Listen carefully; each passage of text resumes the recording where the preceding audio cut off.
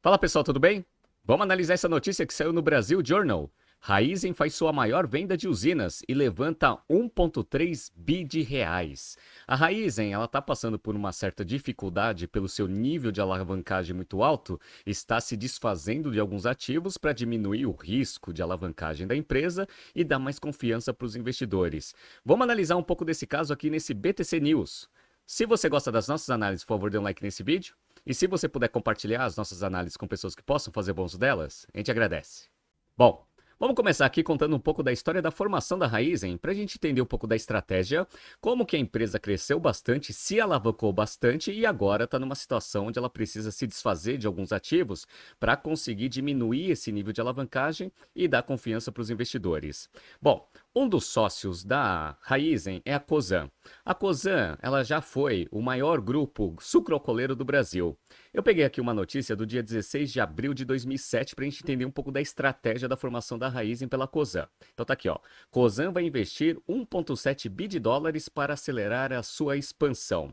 Nessa época, a Cosan já era líder no mercado sucroalcooleiro. Quantas usinas de cana-de-açúcar a empresa tinha naquele momento? 17 usinas. Mas sabe qual que era o problema, pessoal? O problema é o seguinte, ó, peguei uma notícia aqui que mostra a quantidade de usinas que tinha naquela época. Ela tinha 17 e era líder de mercado.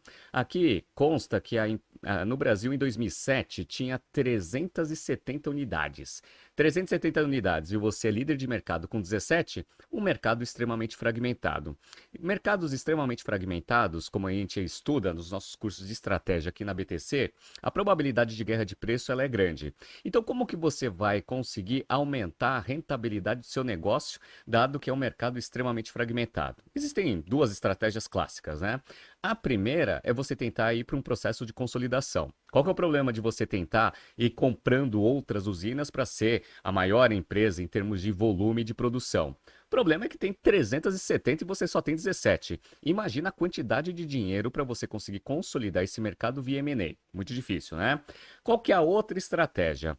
Dado que é um mercado fragmentado, a probabilidade de guerra de preços é muito alta, quem se beneficia de guerra de preço é o consumidor. Ou seja, toda a cadeia para frente do setor sucroalcooleiro estava se beneficiando dessa guerra de preço e, por consequência, tendo resultados muito bons. O que o Rubem Ometo pensou? Bom, então, para aumentar a rentabilidade do negócio, temos que fazer um processo de verticalização para frente. O que ele fez? Lá no dia 2 de dezembro de 2008, Cosan conclui compra da Esso no Brasil.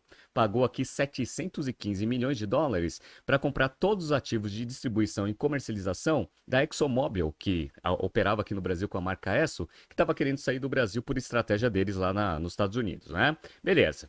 Agora a empresa já tem a parte de produção e também tem uma parte de distribuição bem significativa. O que ela fez depois? Lá no dia 1º de fevereiro de 2010, Cosan e Shell anunciam aliança de 12 bilhões de dólares. Basicamente, a Shell também estava pensando em sair do Brasil com seus ativos de distribuição e comercialização. A Cosan chegou com uma proposta de montar uma joint venture, contribuindo os ativos de distribuição das duas empresas numa joint venture que elas iam tocar como sócias. E depois de um ano, eles deram o nome dessa joint venture de Raizen, no dia 14 de 2 de 2011. Cosan e Shell anunciam Raizen, que seria a maior empresa de distribuição, combinando os ativos das duas empresas. Com a escala, a Raizen foi crescendo pra caramba, foi tendo muitos resultados bons e ainda se beneficiou principalmente ali no governo passado, que o agronegócio ele foi muito bem. E aí a empresa, com resultados muito bons pela escala e pela situação macroeconômica, conseguiu fazer um belo de um IPO no dia 3 de agosto de 2021. Raizen sai no piso e vale 76 bilhões de reais na estreia. Então conseguiu captar bastante dinheiro no mercado e aproveitou a situação boa do agronegócio ali em 2021 e 2022 para também, com a taxa de juros relativamente baixa, captar dinheiro no mercado. E aí foi fazendo várias captações. Eu vou mostrar só algumas aqui para vocês, tá?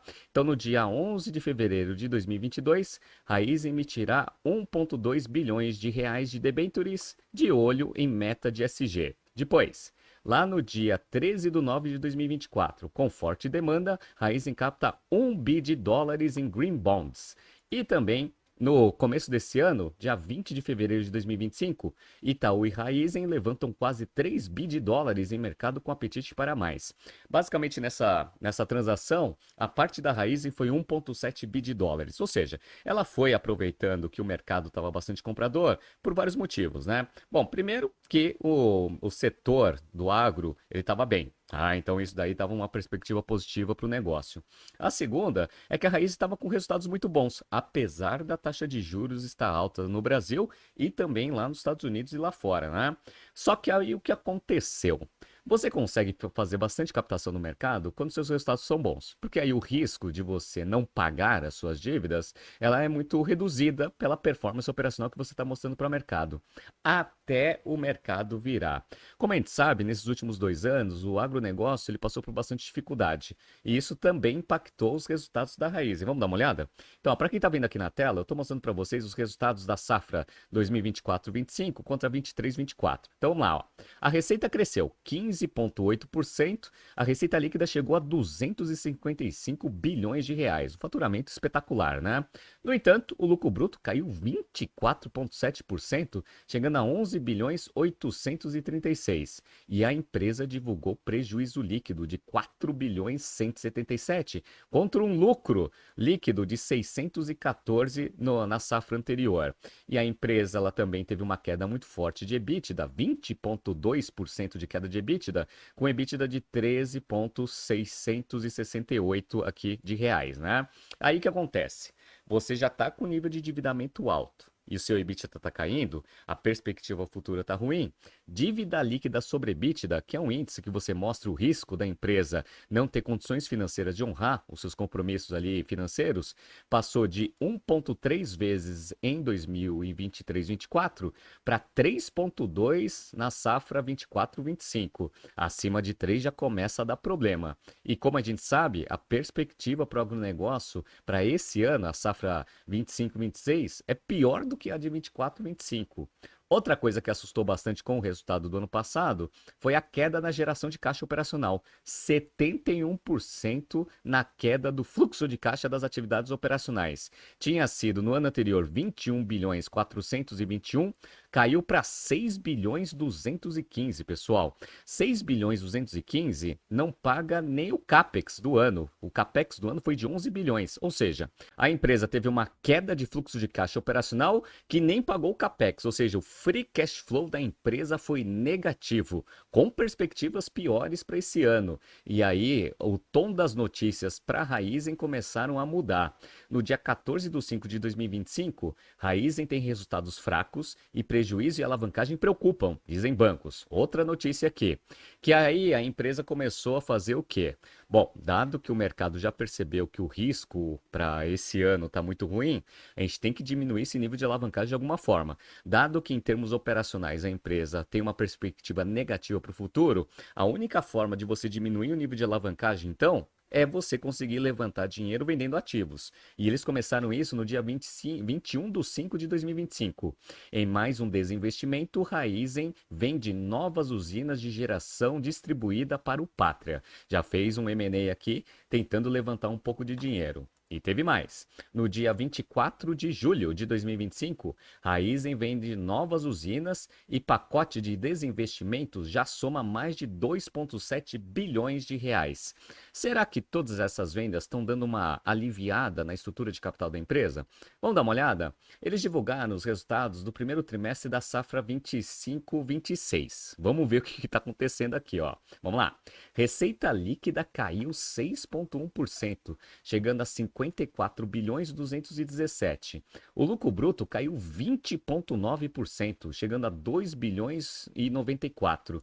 E a empresa já nesse trimestre já divulgou um prejuízo líquido de 1 bilhão 843 contra um lucro de 1 bilhão 065 no primeiro trimestre da safra anterior. O EBITDA caiu 53,3%, pessoal, chegando a 2 bilhões 199.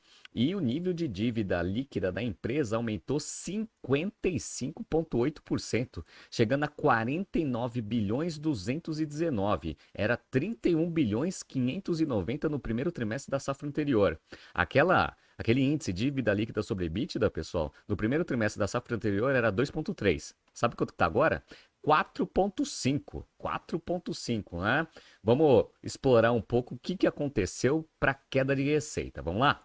Estou mostrando aqui para vocês o volume vendido aqui das unidades principais deles, né? O ciclo Otto, né, que é gasolina e etanol, o volume caiu 2,8%. Beleza. O diesel, que é o mais representativo aqui, ele aumentou 3,1%. A aviação, que representa pouco, cresceu 1,7% e outros cresceu 1,4%. Na média, o volume caiu 0,4%. Bom, se a receita caiu, né, 6,1%, se o volume ficou de lado, quer dizer que eles estão trabalhando com preço médio mais baixo, certo? Beleza. Então, isso aqui a gente já conseguiu ver que é uma dos drivers aqui de queda de receita, você tem que trabalhar com preço médio mais baixo. Só que a margem bruta despencou. Então quer dizer que o custo subiu. Vamos dar uma olhada no custo? Pessoal, o custo aqui do açúcar equivalente cresceu 18,8%. Então imagina, né? Você está trabalhando com queda de preço e com aumento de custo. Queda de preço e aumento de custo, queda de rentabilidade bruta na veia e que, por consequência, vai ser né, disseminado aí em todo o PNL da companhia. Por isso, o prejuízo de 1 bilhão e 800 aqui nesse primeiro trimestre dessa safra, né? Beleza. Bom, vamos dar uma olhada aqui no custo da dívida. Como a gente sabe, as taxas de juros estão subindo bastante. O custo da dívida nesse trimestre, pessoal, aumentou 91,5%, chegando a 2 bilhões 086 contra 1 bilhão 089. Taxa de juros muito alta, né? E aí o resultado líquido da empresa, ele ficou muito negativo e negativamente aumentou 63,2%. Era menos 1 bilhão 166, foi para 1 bilhão 903. Que coisa, né? Vamos lá. Outra coisa que assusta bastante é que o fluxo de caixa das atividades operacionais continuou negativo e ficou mais negativo do que no primeiro trimestre da safra anterior.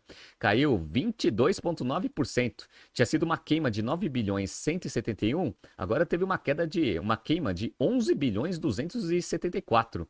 Como o CAPEX aqui ficou em 1 bilhão 589, o free cash flow aqui deste trimestre foi bem negativo aqui, acima dos 12 bilhões, quase 13 bilhões de reais. Coisa pra caramba, né? Então vocês já perceberam que ficar vendendo aí um monte de usina, 1 bilhão, 2 bilhões, ajuda, mas não vai resolver o problema da empresa, porque a queima operacional dela tá gigantesca, né? E aí o nível de dívida bruta da empresa tá aumentando de forma espetacular. No primeiro trimestre do ano passado, pessoal, eles tinham 43 bilhões de dívida bruta. Agora são 63 bilhões, um aumento de 44%. Como eu falei para vocês, né? Dívida líquida sobre EBITDA agora está em 4,5. Então, agora, quem é credor aqui da Raízen, tá vendo esse índice de 4,5 com uma queda de fluxo de caixa, uma queda de EBITDA e geração de caixa operacional, e a empresa está com perspectivas negativas, até porque o próprio setor está com perspectivas negativas, o risco está muito alto. E aí eles estão tendo que vender um monte de ativos, como já começaram, e eu já mostrei para vocês. E agora a gente entra na notícia principal, porque parece que eles fizeram a maior venda. Vamos ver aqui qual que foi aqui a característica dessas vendas aqui. Então vamos lá. A Raízen acaba de anunciar a venda das usinas Passatempo e Rio Brilhante no Mato Grosso do Sul para a Cocal, Grupo Sucrocoleiro de Presidente Prudente. O deal de 1,3 bilhão de reais engloba uma capacidade de moagem de 6,2 milhões de toneladas e será paga em cash no fechamento da transação. Tem que ser em cash, né? Porque eles estão precisando de dinheiro. Esta é a maior venda de usinas que a Raízen já fez desde que anunciou a estratégia de otimização de portfólios de ativos, simplificação das operações e captura de eficiências, buscando reduzir a dívida de quase 40 bi de reais. Dívida líquida, hein? Porque a dívida bruta é 63, como eu mostrei para vocês. O valor pago pela Cocal por tonelada de moagem foi de $44, em linha com outras operações recentes no mercado. No fato relevante publicado esta manhã, a Raízen diz que, além das duas unidades industriais, a transação engloba a cessão da cana própria e dos contratos com fornecedores vinculados a essas usinas, ou seja, vendeu praticamente a operação inteira, né? Esta é a quarta rodada de desinvestimento da Raízen.